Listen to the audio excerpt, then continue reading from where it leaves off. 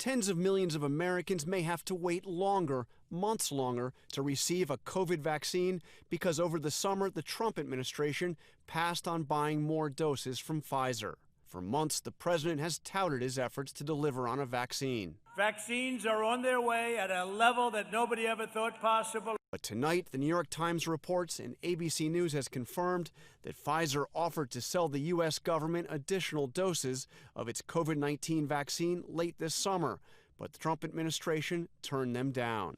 They decided to buy only 100 million doses from Pfizer, enough to vaccinate 50 million Americans, because a full vaccine requires 2 shots.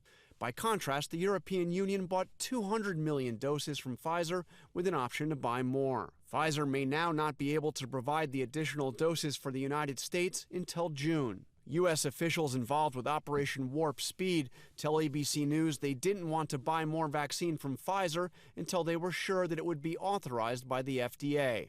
They also say that combined with vaccines from Moderna and other companies, they will have enough vaccine to make sure that every American who wants to be vaccinated can be by the middle of next summer. Meanwhile, President Trump is refusing to acknowledge the reality that the pandemic is entering its most dangerous and deadly phase yet. We're rounding the turn, we're rounding the corner on the pandemic. The day after he spoke those words, his own personal lawyer, Rudy Giuliani, was in the hospital after testing positive for coronavirus.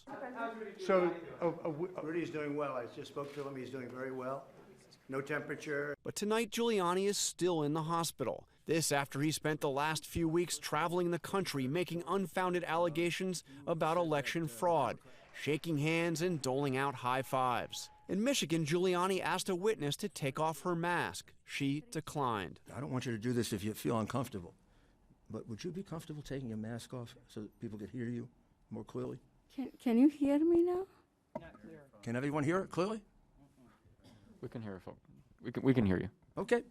The White House plans what they are dubbing a vaccine summit on Tuesday, but neither of the companies with the top 2 vaccine candidates, Pfizer or Moderna, will be represented at this summit. And more significantly, the White House didn't invite anybody from President-elect Biden's health team, despite the fact that after January 20th of next year, it'll be President Biden that has the responsibility, the ultimate responsibility of the monumental task of distributing a vaccine to tens of millions, even hundreds of millions of Americans.